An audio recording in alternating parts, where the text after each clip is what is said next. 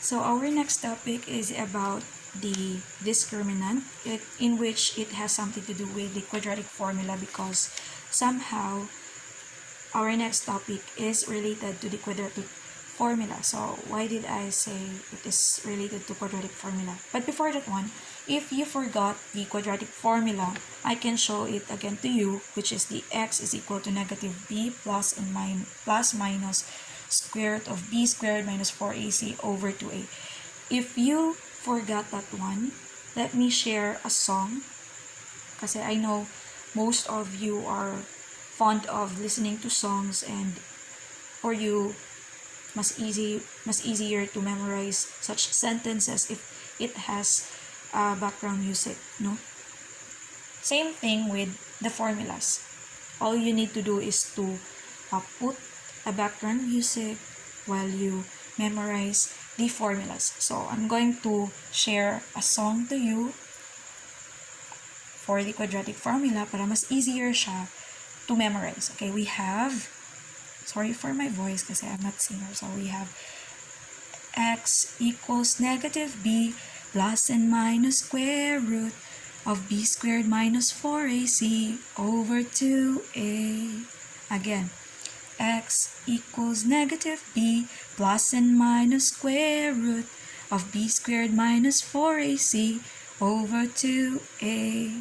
So just repeat the song until you memorize the formula, quadratic formula. Okay, why did I say that it is somewhat connected with the next topic? Okay, so discriminant is something na can determine the numbers and the type of roots or solutions in a quadratic equation. So a discriminant has a formula. So this is the formula for the discriminant. So we have b as our discriminant is equal to b squared minus 4ac. Is this familiar to you? Can b squared minus 4ac? Yes, it is familiar. It is the radicand of the quadratic formula. As you can see with the quadratic formula, the radicand is b squared minus 4ac. So the formula for discriminant is the radicand of the quadratic formula. So where can we use the discriminant? We can use this one to determine the types of solution or the number of solution. Okay. Let's have the numbers and types of solution.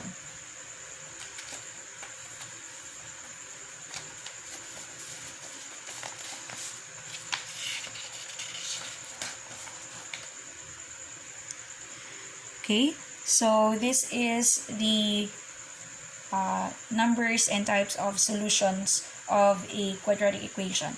So if the discriminant is positive, the number of the roots is 2 and the type of root is real roots. If our discriminant is 0, then it has 1 real root. If our discriminant is negative, we have 2 complex numbers. When I say 2 complex numbers or 2 imaginary numbers, so these numbers doesn't exist, and it only exists because of the imaginary symbol, which is the I. And it has no real roots. Kasi those numbers inside square root, no, let me rephrase. Those negative numbers inside a square root doesn't exist, especially when you use calculators. It will place syntax error or error ang magawa sa inyong calculators kapag imong i-solve ang square root of negative 2 or negative something, any numbers na negative, the answer is always syntax error sa calculator. Okay. We have the graphs for this. And we have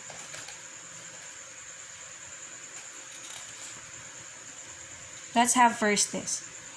So b squared minus 4ac is greater than 0. The graph looks like this. What's mean b squared minus 4ac? What do we mean by this b squared minus 4ac? This is our discriminant. Greater than 0. Ingon anang iyang graph. Unsa man ni greater than 0? What numbers are greater than 0? So these are the positive numbers. So kung positive ang imuhang discriminant, ingon ani ang graph. As you can see, there are 2 points in which these are called the x-intercept. Unsa na x-intercepts? These are akong Tagalog na. Ito yung mga dito nagpapass yung mga lines na, as you can see by the lines kani curve line nato, ni pass through siya sa x-axis in which diri ang ilang intercepts. Kani pod diri sila nagmeet. So nilabay siya din nagmeet sila pero nilabay dira. So mo ni ang ilang mga intercepts. Tagalog mo doon yung gibisaya day.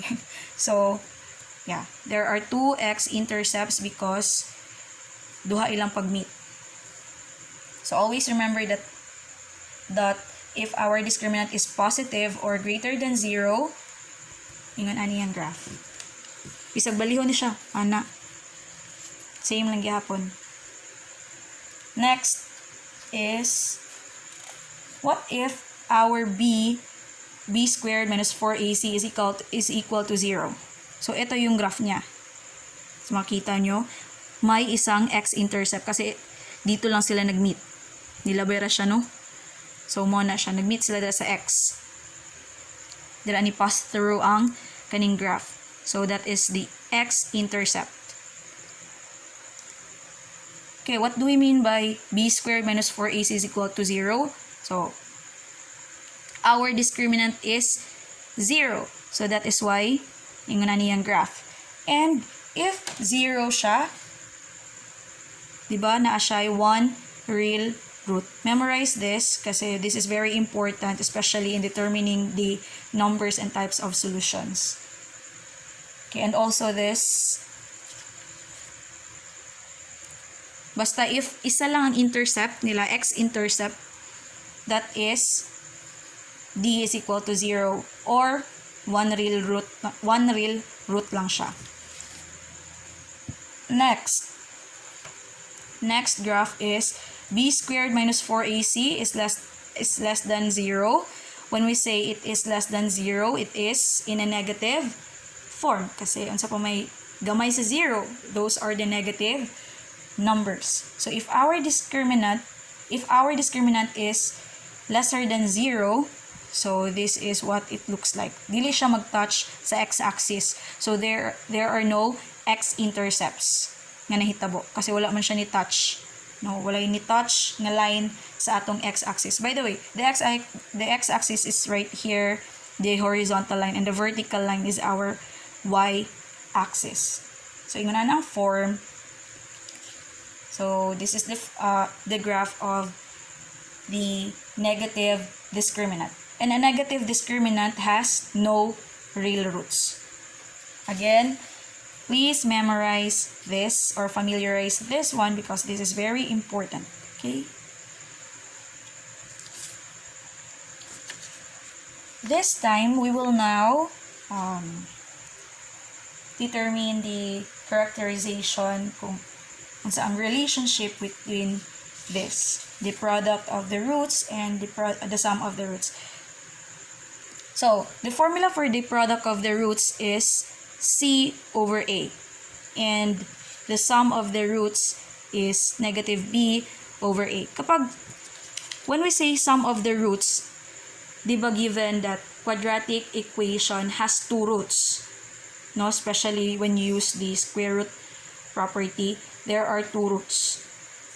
Any method, 2 roots gid ang iyahang ihatag.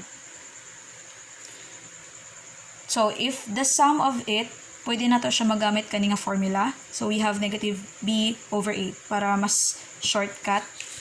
And then, product of the roots, we will multiply the roots, the answers. So, we have c over a.